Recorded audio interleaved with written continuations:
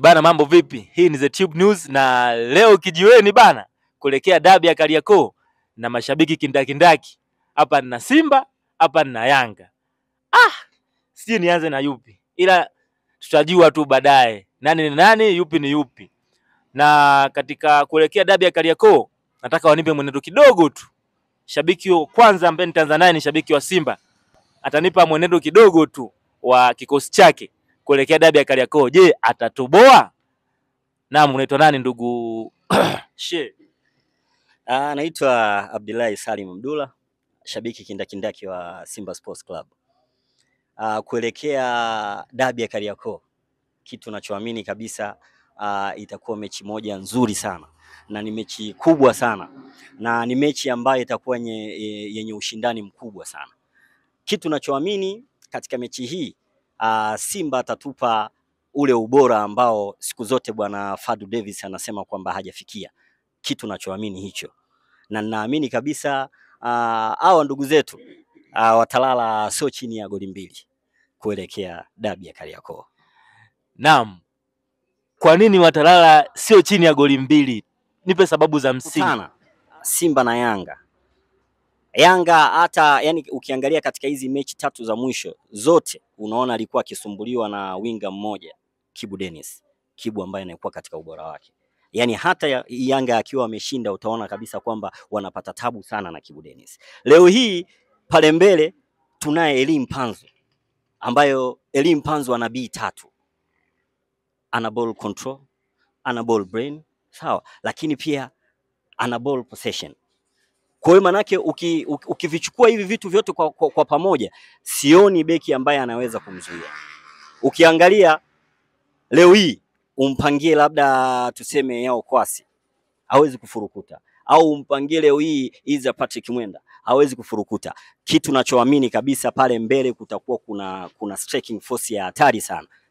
Na leo hii unaangalia kabisa kwamba unamuona Diarra hayuko katika ule ubora ambao tumeuzoea siku zote. Kwa hiyo what I believe tutashinda goli sio chini ya 2 kumfunga mtani. Okay, shukrani sana bwana Abdullahi. Lakini upande wangu mwingine naye shabiki kindakindaki wa Yanga. Shabiki kindakindaki, naomba ujitambulishe, unaitwa nani? Kwa majina naitwa Kalonga Pangani Charles. Pia mimi ni katibu wa Yanga tawi la Sarbinga la Mtoni. Mimi naenda kuzungumzia mechi ya dabi ambayo kesho tunaamini ni mechi ngumu kweli. Na hii mechi itakuwa ina mvuto mkubwa sana wa kuangalia. Hii mechi ni dabi barani Afrika, inashika namba 3.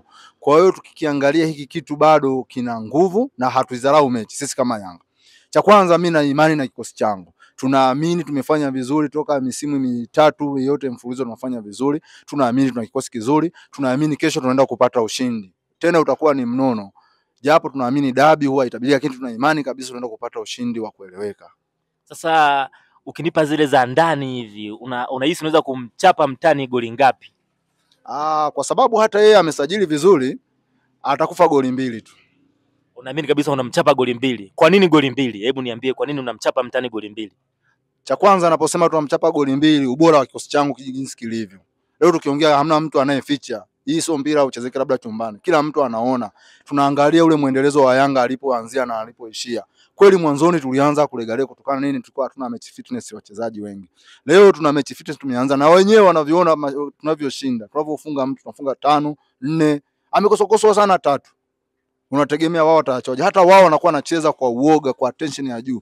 Naamini kile approach ya game kesho mwalimu atakuwa ameipangilia vizuri na akijipanga kuweza kupata matokeo. Una kipi cha kumshauri mtani kesho ajeje? Mtani acheze mpira wa discipline.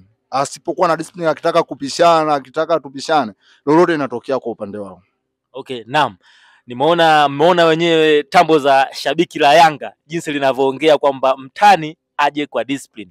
Sasa narudi tena kwa shabiki la Simba kindakindaki. Vipi, umesikia maoni ya shabiki la Yanga kindakindaki? Amesema unakufa chuma 2 na uje kwa nidhamu. Unalipi la kumwambia shabiki la Yanga?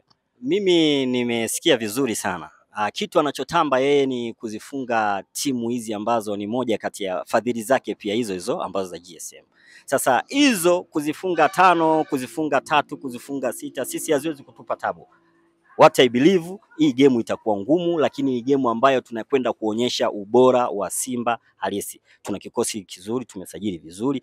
Tunachoamini safari hii tunalipa kisasi kwa mtani. Unalipa kisasi kwa mtani.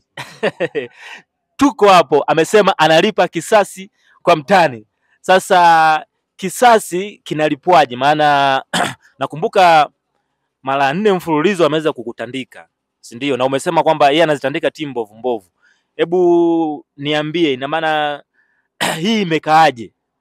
Kwa nini tutalipa kisasi?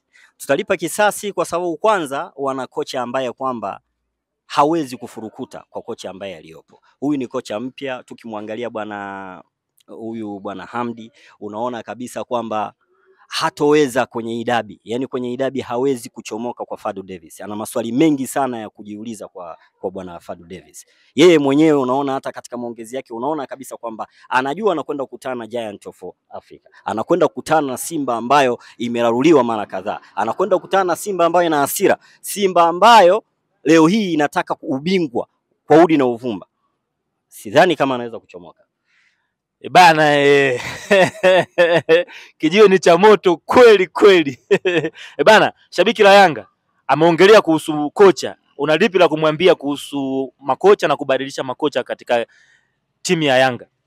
Ni kweli hapa karibuni tumekuwa tunabadilisha kocha kutokana na kuifahamu Yanga. Naweza kusema wale makocha waliopita hawakuifahamu Yanga, mfumo wao wanachezaje na Yanga inahitaji nini. Lakini kwa wakati huu tumeona wote, tumekuwa mashuhuda, tumeona Yanga ilipotoka na wapi inapokwenda na hapa walipofikia. Mara kwanza amesema yeye Yanga anamfunga watu wadhaifu wabovu. Tunarudi kwenye takwimu sasa. Takwimu zinaamua ya kwamba tumekutana naye yeye, basi na wewe inawezekana ni miongoni wa zile familia zimetuchangia pointi 6, kwa sababu amesema tunakutana kwenye rekodi zetu amekula 5, akaja akala 2. Sasa leo utasemaje kwamba ina maana hata nini wa kwetu basi na yeye ametuchangia pointi 6? Hilo lazima tulijulikane, mwenye sifa zake tumpe kwamba anajua. Na leo ubora wa Yanga kabisa hujifichi, hata mtoto mdogo leo anaona na anajua. Kwa hiyo Simba ni mteja wako pia? Yeye asipokuwa makini atauendeleza huo uteja.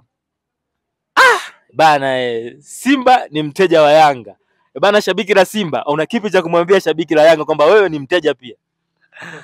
Sawa, kwa maneno yake kweli naonekanika kama mteja, lakini ukiangalia mechi 3 za mwisho unaangalia huyu bwana ameshinda kwa mazingaombwe. Haya ni mazingaombwe.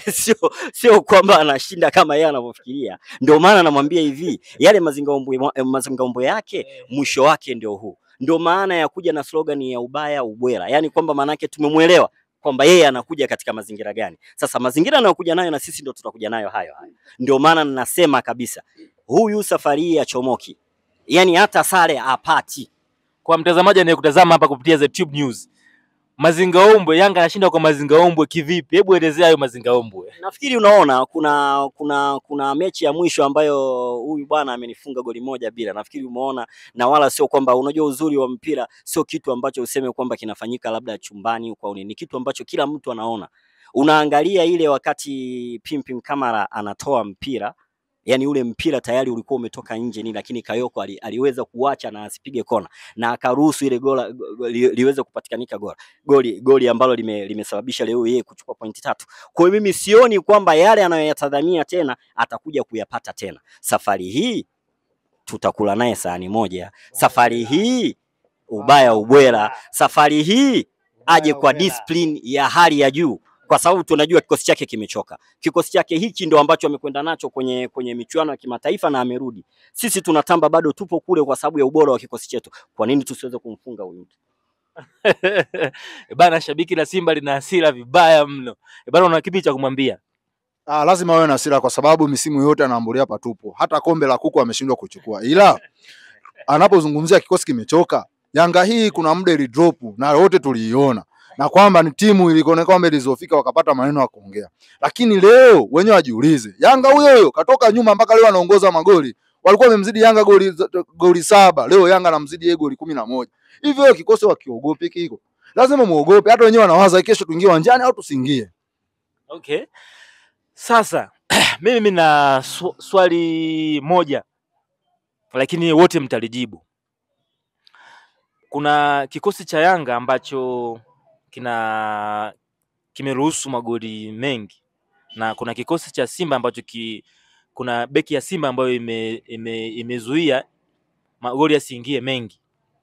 Sasa unafikiri kwa haraka haraka yupi ambaye anatakiwa aje kwa tahadhari kubwa zaidi? Ukiangalia jinsi anavyocheza Simba na tunavyocheza sisi, kweli, kwa sababu huwa ni dabi, kila mtu aenda kwa tahadhari. Inawezekana dakika 15 za mwanzo mtu anamsoma mwenzake katika mazingira ya kwenda kumwateki vipi au kwenda kuapproach game kwa vipi. Sisi Yanga sio kwamba tunajisifu, si Yanga mara nyingi sana tunabadilika kulingana na mtu tunayocheza naye. Okay.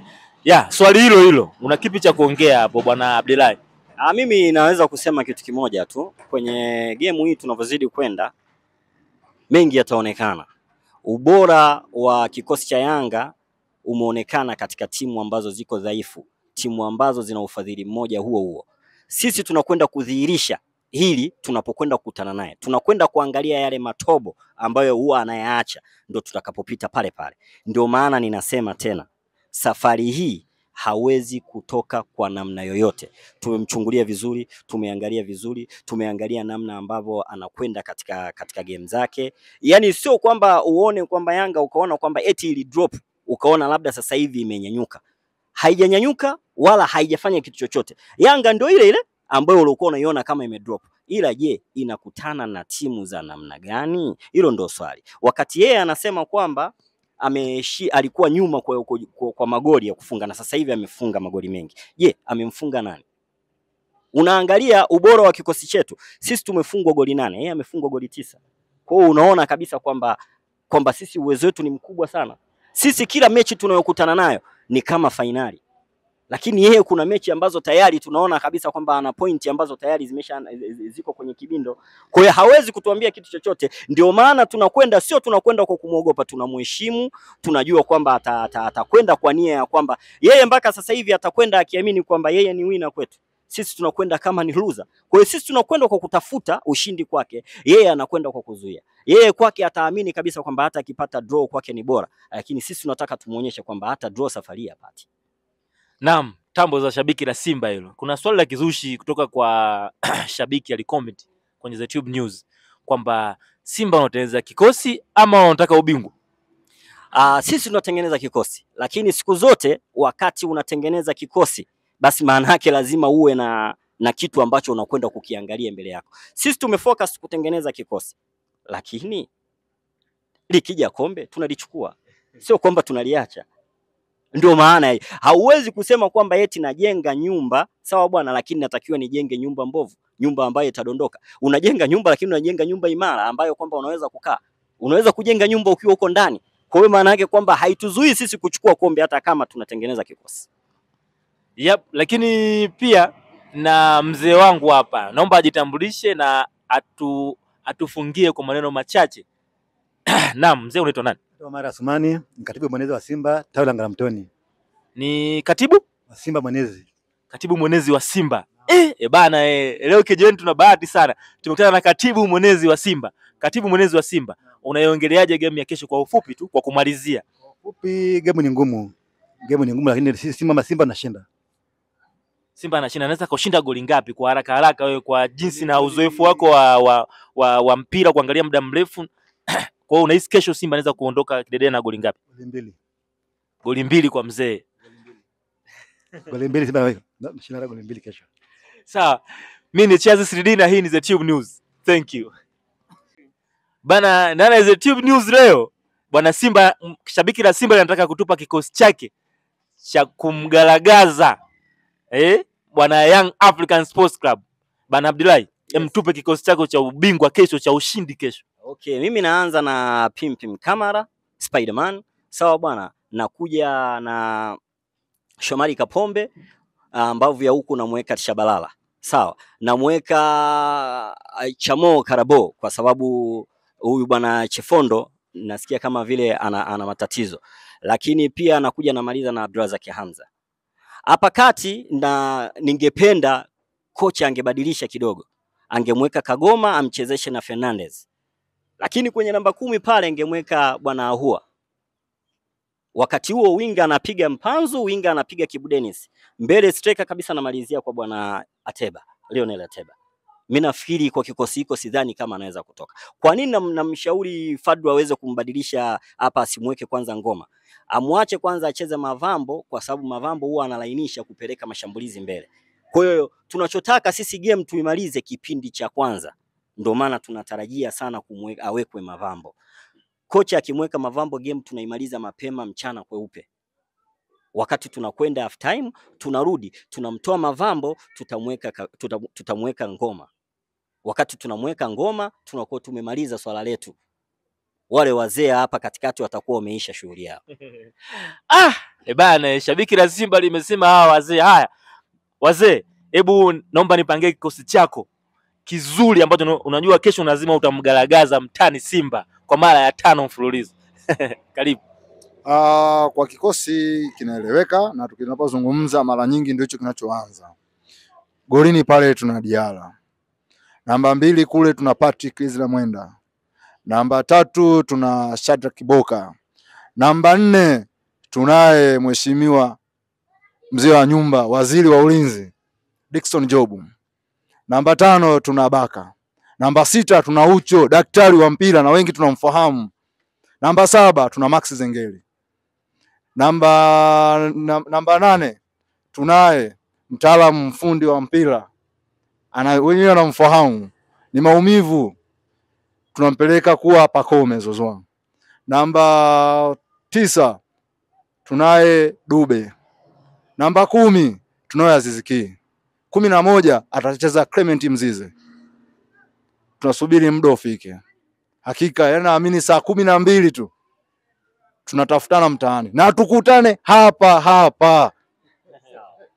Bana, hizi ni tambo za shabiki la Yanga na kikosi chake cha kumgaragaza mnyama. Hii ni The Tube News na mimi ni Chazi 3D. Ciao.